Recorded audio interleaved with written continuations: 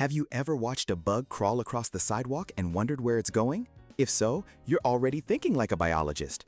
Forget the white lab coat. Real science often means being a detective in your own backyard.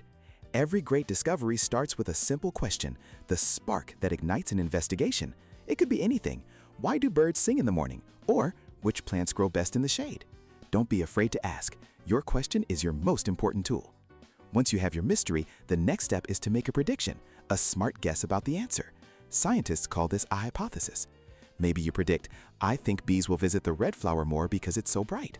Here's the secret, your prediction doesn't have to be right.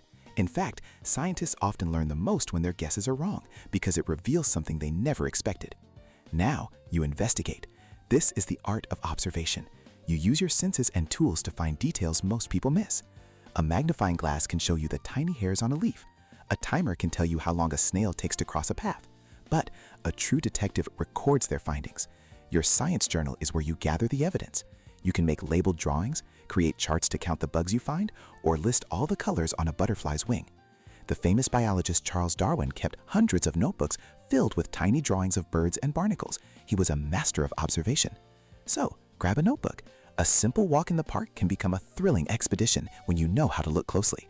The world is full of secrets, waiting for an investigator just like you to find them.